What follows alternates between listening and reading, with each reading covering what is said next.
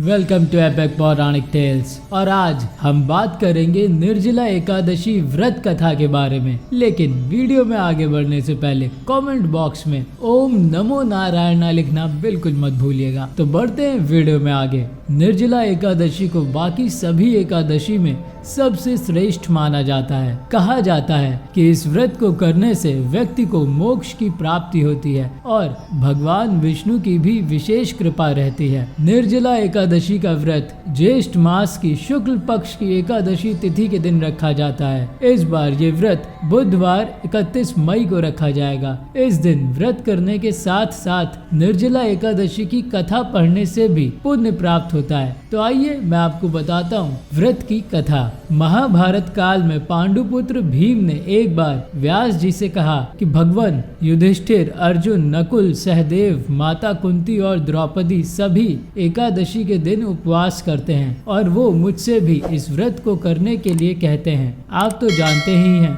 कि मुझे भूख बर्दाश्त नहीं होती, इसलिए मैं कैसे एकादशी वाले दिन उपवास रख सकता हूँ। मैं दान देकर और भगवान वासुदेव की पूजा अर्चना करके उन्हें खुश कर उनकी कृपा प्राप्त करना चाहता हूँ। इसलिए आप कृपया मुझे बताएं कि मैं इस व्रत को कैसे करूँ। क्या बिना अपनी काया को कष्ट दिए मैं ये व्रत कर सकता हूँ? पांडुपुत्र भीम की ये बातें सुनकर मुनि वेदव्यास ने कहा, यदि तुम स्वर्ग लोक जाना चाहते हो और नर्क से सुरक्षित भी रहना चाहते हो तो तुम्हें केवल एक ही एकादशी का व्रत रखना होगा। इतना सुनते ही भीम ने बोला कि सिर्फ एक समय का भोजन करके तो मैं नहीं रह पाऊंगा। मेरे पेट में व्रक नामक अग्नि निरंतर प्रज्वलित रहती है। कम भोजन करने पर भी मेरी भूख शांत नहीं होती। इसलिए हे ऋषिवर, आप कृपा करके मुझे ऐसा व्रत बताइए कि जिसके करने से ही मेरा कल्याण हो जाए। ये सुन व्यास जी ने कहा कि ज्येष्ठ पक्ष की शुक्ल एकादशी को निर्जला व्रत किया करो। स्नान आचमन को छोड़कर पानी ग्रहण नहीं करना।